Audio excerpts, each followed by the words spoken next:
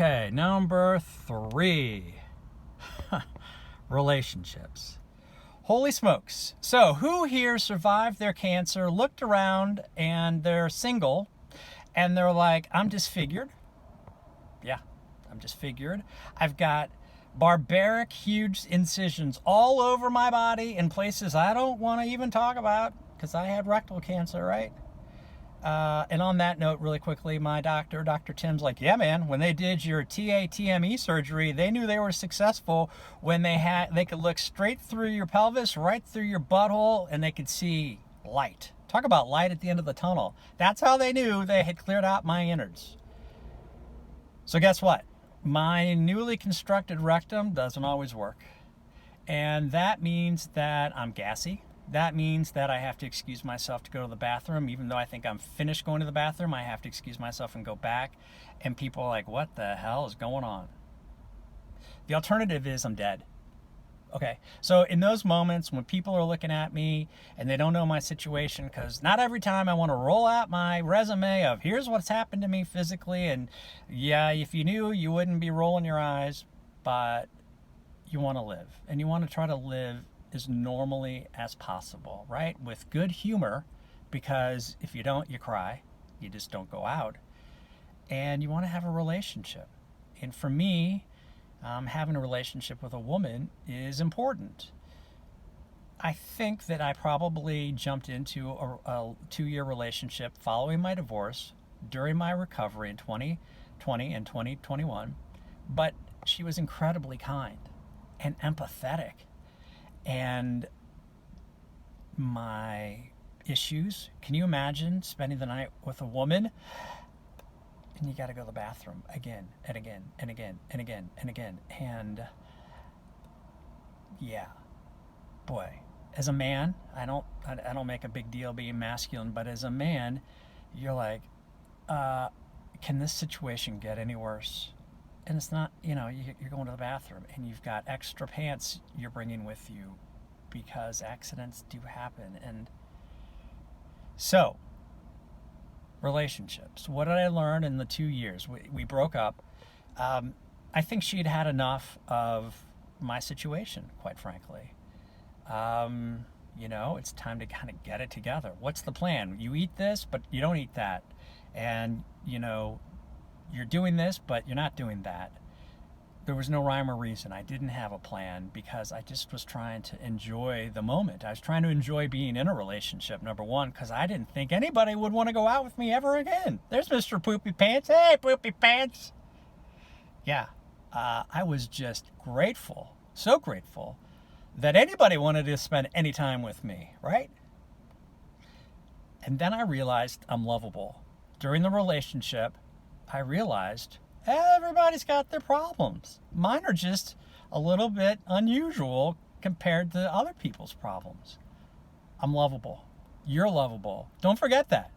Yes, you're disfigured. You look in the mirror and look at all the scars and just remember they don't define who you are. They don't. And people enjoy being with other people. She enjoyed being with me, even if I had these problems, even if I had to go to the bathroom. And I'm not going to lie to you. I've talked a little bit about my divorce, and I'm not throwing anybody under the bus, but I had a relationship for the very first time in a long time with someone who was empathetic, sympathetic, compassionate, kind, laughed with me.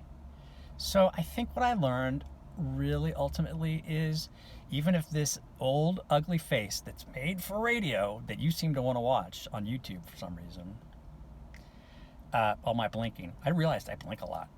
I'm a blinker. I'm lovable. I'm lovable. And you are too. It's hard to let that sink in because you've been fighting. I was fighting for my very life. And you know how it is. You're naked all the livelong day, and you're in pain all the livelong day, and you got tubes coming out of you all the livelong day, and they're giving you all these drugs all the livelong day, and you're just fighting, and all of a sudden it's over. And then you're like, I'm alone.